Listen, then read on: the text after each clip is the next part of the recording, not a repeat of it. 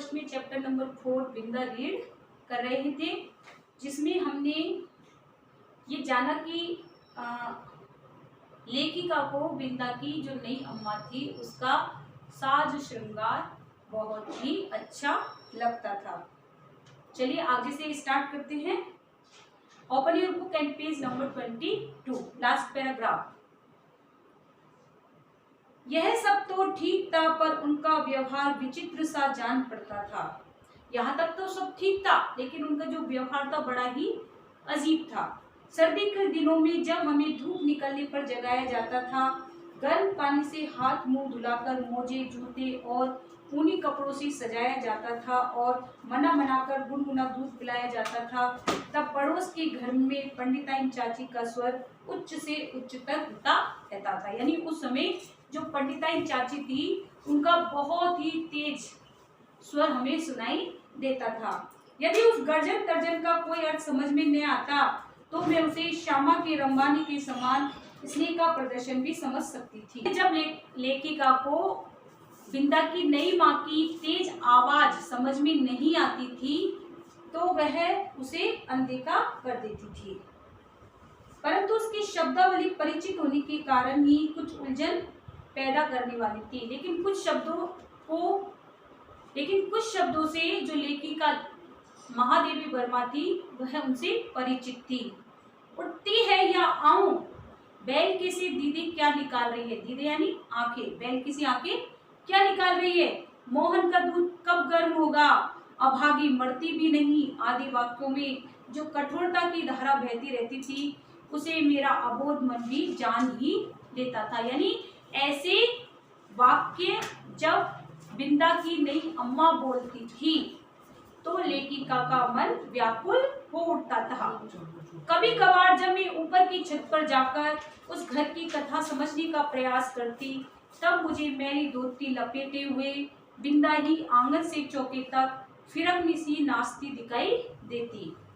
यानी जब लेखिका अपनी घर की छत पर जाकर ये समझने का प्रयास करती तो उसे सिर्फ बिंदा जो मैली सी धोती पहनी रहती पूरे आंगन में इधर से उधर काम करती हुई नजर आती थी। उसका कभी झाड़ू देना, कभी आग जलाना, कभी आंगन के नल से कलसी में पानी लाना, कलसी यानी चले में पानी लाना, कभी नई अम्मा को दूध का कटोरा देने जाना मुझे बाजीगर के तमाशे जैसा लगता था। यानी एक साथ वह इतने सारे कार्य करती थी जैसे कोई जादूगर चुटकी बजाते ही करता है, क्योंकि मेरे लिए तो वे सब कार्य असंभव से थे। यानी लेखिका इस तरह का कोई भी कार्य नहीं करती थी, इसलिए वो सारे कार्य लेखिका के लिए तो असंभव थे। पर जब उस विस्मित कर देने वाले कौतुक की उपेक्षा कर पंडिताइन चाची का कठोर स्वर गूंजने लगता, यानी इतने कार्य करने के बाद भी जो बिंदा की नई अम्मा है उसे खरी खोटी सुनाती थी, तो इससे लेखिका का मन बहुत ही दुखी हो जाता था, व्याकुल हो जाता था, जिसमें कभी कभी पंडित जी की घुड़की का पुट भी रहता था। यानी कभी कभी पंडित जी भी, यानी जो उसके पिता थे बिंदा की, वह भी उसको डांटते थे। तब न जाने किस दुख की छाया मुझे घेरने लगती थी। उस समय ऐसा बिंदा के प्रति दुर्व्यवहार को देखकर लेखिका निराश हो जाती थी, दुख से भर आती थी। जिसकी सुशीलता का उदाहरण देकर मेरे नटखटपन को रोका जाता था, वही बिंदा घर में चुपके चुपके कौन सा नटखटपन करती रहती है। इसे बहुत प्रयत्न करके भी मैं न समझ पाती थी। यानी बिंदा का उदाहरण देखकर जब मैं घर में कोई भी शरारत करती तो मुझे कहा जाता कि बिंदा को देखो, वह कितनी सीधी सादी लड़की है, कितने कार्य करती है और तुम इतनी शरारतें करती रहती हो। तो उसका उदाहरण मुझे दिया जाता था, तब मैं उसकी कार्यों में उसके इस शरारतीपन को ढूंढती रहती हूँ। मैं एक भी काम नहीं करती थी और रात दिन उधम मचाती रहती। उधम यानी शरारत, यानी लेखिका कोई भी कार्य नहीं करती थी और वह घर में एक नटखट बालिका की तरह सारे दिन शरारतें करती रहती। पर मुझे तो माँ ने न मर जाने की आज्ञा दी और न आके निकाल देने का भय दिखाया, लेकिन मेरी माँ ने तो मुझे कभी इस तरह का डर नहीं दिखाया कि मैं मर जाऊंगी, या कभी मेरे प्रति उन्होंने कोई क्रोध प्रकट नहीं किया। एक बार मैंने पूछा भी, क्या पंडिताइन चाची तुम्हारी तरह नहीं है? एक बार लेखिका ने अपनी माँ से पूछा कि क्या पंडिताइन चाची तुम्हारी तरह नहीं है? माँ ने मेरी बात का अर्थ कितना समझा यह तो पता नहीं, उनके संक्षिप्त है से न बिंदा की समस्या का समाधान हो सका और न मेरी उलझन सुलझ पाई। यानी उनकी माँ ने सिर्फ हाँ ये इतना कहकर ही वहां से चली गई। तो लेखिका पूर्ण रूप से समझ नहीं पाई कि जो पंडिताइन चाची है वह उनकी माँ की तरह है या नहीं। बिंदा मुझसे कुछ बड़ी ही रही होगी, परंतु उसका नाटापन देखकर ऐसा लगता था मानो किसी ने ऊपर से दबाकर उसे छोटा कर दिया हो। बिंदा लेखिका से उम्र में बड़ी थी, लेकिन वह कद में आकार में छोटी थी, तो लेखिका को ऐसा लगा जैसे किसी ने उसको दबाकर छोटा कर दिया हो।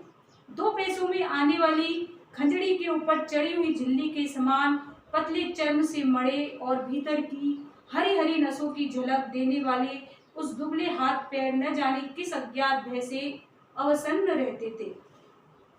यानी कि जो बिंदा थी अपनी नई अम्मा से हमेशा भयभीत रहती थी। कहीं से कुछ आहट होते ही उसका विचित्र रूप से चौंक पड़ना और पंडिताइन चाची का स्वर कान में पड़ते ही उसके सारे शरीर का थरथरा उठना मेरे विस्मय को बढ़ा ही नहीं देता, प्रत्युत बल्कि उसे भय में बदल देता था, यानी डर में बदल देता। जैसे ही वो है अपनी नई अम्मा की आवाज को सुनती डर जाती थी।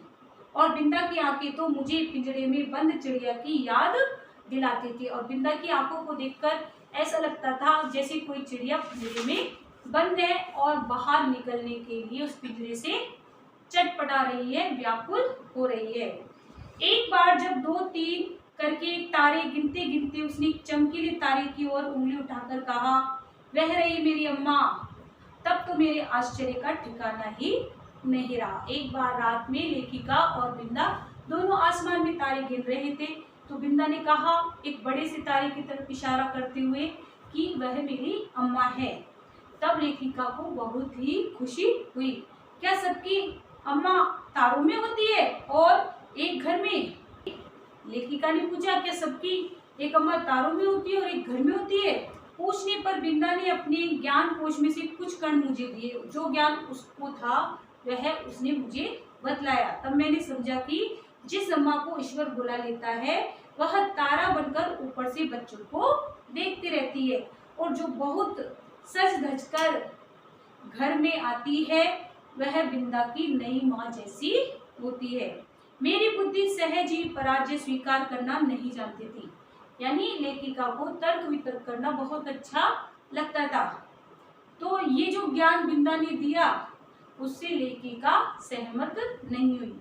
इसी से मैंने सोचकर कहा, तुम नई अम्मा को पुरानी अम्मा क्यों नहीं कहती? फिर वे नहीं रहेंगी और न डांटेंगी। तुम अपनी जो नई अम्मा है उसको अपनी पुरानी अम्मा की तरह ही समझो, ना तो वो तुम्हें फिर डांटेगी और ना ही तुमसे कोई कार्य करवाएगी। बिंदा को मेरा उपाय कुछ जचा नहीं, यानी मैंने उसको जो सुझाव दिया वह बिंदा को अच्छा नहीं लगा, क्योंकि वह तो अपनी पुरानी अम्मा को खुली पालकी में लेटकर जाते हुए और नई को बंद पालकी में बैठकर आते देख चुकी थी। क्योंकि बिंदा ने अपनी जो पुरानी माँ है उसको मरते हुए देखा था, पालकी में जाते हुए देखा था, और जो नई माँ है उसको बंद पालकी में यानी दुल्हन के रूप में आते हुए देखा था। अतः किसी को भी पदच्युत करना उसके लिए कठिन था, इसलिए किसी को भी उसके पद से हटाना यानी कि नई अम्मा को पुरानी अम्मा का पद देना सही नहीं था, बहुत ही कठिन था। पर उसकी कथा से मेरा मन तो सचमुच आकुल हो उठा। उसकी जब मैंने ये कथा सुनी तो जो मेरा मन था वह बहुत ही व्याकुल हो उठा। अतः उसी रात को मैंने माँ से बहुत अनुनय पूर्वक कहा, बहुत विनती की, प्रार्थना की, और कहा तुम कभी तारा न बनना, चाहे भगवान कितना ही चमकीला तारा बनावे, कि माँ तुम कभी मुझे छोड़कर मत जाना, तारा मत बनना। चाहे भगवान तुम्हें सबसे चमकीला तारा क्यों ना बनाए। माँ बेचारी मेरी विचित्र मुद्रा पर विस्मित होकर कुछ बोल भी न पाई थी कि मैंने अकुंठित भाव से अपना आश्चर्य प्रकट कर दिया। माँ मेरी इस बात को समझ पाती उससे पहले ही मैंने बोल दिया, नहीं तो पंडिताइन चाची जैसी नई अम्मा पालकी में बैठकर आ जाएगी। यदि तुम तारा बन जाओगी तो पंडिताइन जैसी नई अम्मा पालकी में बैठकर आ जाएगी और फिर मेरा दूध, बिस्कुट, जलेबी सब बंद हो जाएंगे और मुझे बिंदा बनना पड़ेगा। माँ का उत्तर तो मुझे स्मरण नहीं। माँ ने उस समय मुझे क्या उत्तर दिया है यह मुझे याद नहीं, पर इतना याद है कि उस रात उसकी धोती का छोर मुट्ठी में दबाकर ही मैं सो पाई थी। यानी अपनी माँ के पल्लू में ही, पल्लू को पकड़कर बड़ी मुश्किल से उस रात में सो पाई थी। शेष पार्ट हम नेक्स्ट वीडियो में पढ़ेंगे। Thank you, have a nice day.